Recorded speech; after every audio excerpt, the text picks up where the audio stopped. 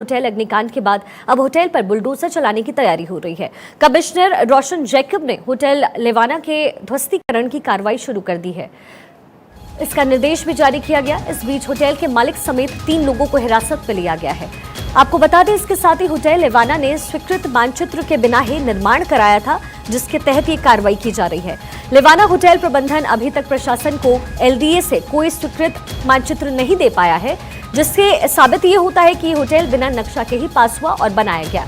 लेवाना होटल को एलडीए की तरफ से 26 मई 2022 को नोटिस भी दिया गया था। होटल लेवाना की तरफ से कोई जवाब न देने पर 28 अगस्त 2022 को फिर से नोटिस दिया गया। इसके साथ ही कमिश्नर रोशन जैकब ने लखनऊ के दूसरे होटल की भी जांच के अब आदेश दिए हैं। कमिश्नर ने अब ध्वस्तीकरण के निर्देश दे दिए हैं। बुलडोजर चलाया जाएगा लेवाना होटल पे,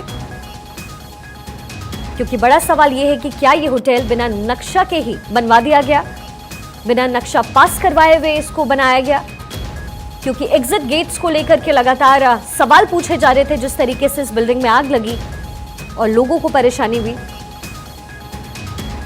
ऐसे में ये बड़ा सवाल है। ताजा जानकारी के लिए आपको एहतेशाम हमारे संवाददाता के पास लेकर चलते हैं। एहतेशाम, जिस तरह का हादसा कल हुआ है लेवाना होटल में, उसके बाद कई सवाल खड़े होते हैं और उनसे नक्शा भी मांगा गया, 2 बार नोटिस भेजा गया। ऐसे में उन्होंने नोटिस का जवाब भी नहीं दिया। अब ध्वस्तीकरण के निर्देश। जी हाँ, देखिए आपने एकदम सही कहा है, क्योंकि लखनऊ में लेवाना होटल में जैसे जैसे जांच आगे बढ़ रही है, एक से एक परतें खुलकर सामने आ रही है। अब प्रशासन और सरकार को इस बात का पता चल चुका है कि बिना नक्शा स्वीकृत किए इस होटल को बनाया गया था। दूसरी सबसे अहम बात है कि जब नक्शा ही नहीं स्वीकृत था तो पुलिस और फायर ब्रिगेड से एनओसी कैसे हासिल कर ली गई है। लेकिन सबसे चौंकाने वाली बात जो भारत 24 के पास आ रही है, वो इस बात की आ रही है कि जिस बिना पे एनओसी ली गई थी, जिस फायर सिस्टम पे एनओसी ली गई थी, उस पर 20 करोड़ रुपए का इंश्योरेंस कराया गया था। आपकी आवाज में कुछ परेशानी आ रही है, आपकी आवाज हम तक ठीक से पहुंच नहीं रही है।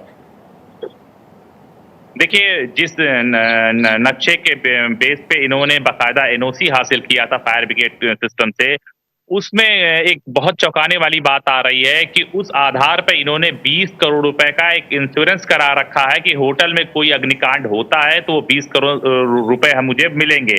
अब सबसे हैरानी वाली बात यह है कि आखिर ये 20 करोड़ रुपए का इंश्योरेंस क्यों कराया गया था और अग्निकांड वाकई हुआ था या अग्निकांड किया गया था, इस पहलू पर भी अब अफसरों ने जांच शुरू कर दिया है। क्योंकि जो उनके मालिकान है, उनको हिरासत में लेने के बाद जब पूछताछ की जा रही तो कई बड़े चौंकाने वाले बात सामने निकल कर आ रही है कि एक तो नक्शा नहीं स्वीकृत था, उस पर फायर ब्रिगेड से एनओसी ली जाती है और एनओसी के आधार पर होटल का इंश्योरेंस कराया जाता है और उसमें अग्निकांड से होने वाले नुकसान का इंश्योरेंस की कीमत तकरीबन 20 करोड़ रुपए है। अब सवालिया निशान ये खड़ा होता है, कहीं ऐसा तो नहीं कि कोई बहुत बड़ा षड्यंत्र रचा गया है, क्योंकि आग की सूचना पुलिस को तकरीबन 7:26 पर सवेरे लगी गई थी।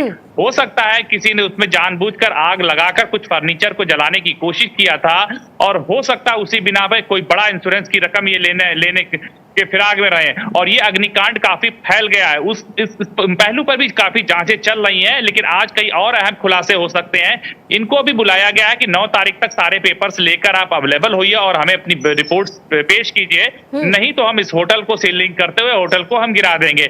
वहीं लखनऊ के तमाम होटल और हॉस्पिटलों में भी हड़कंप मच गया है, क्योंकि मुख्यमंत्री ने सभी होटल्स और हॉस्पिटल की जांच करने का निर्देश दिया है, जिसके बाद पूरे उत्तर प्रदेश में एक अभियान सा चल गया है कि जितने भी होटल्स हैं, जितने भी मॉल्स हैं, जितने भी हॉस्पिटल हैं, वहां पे फायर सिस्टम का क्या इंतजाम है, एग्जिट और एंट्री गेट का बिल्कुल, और ये जांच पड़ताल एहतेशाम बहुत जरूरी भी है। बहुत बहुत शुक्रिया आपका इस जानकारी के लिए। लगातार नजर बना करके रखिए।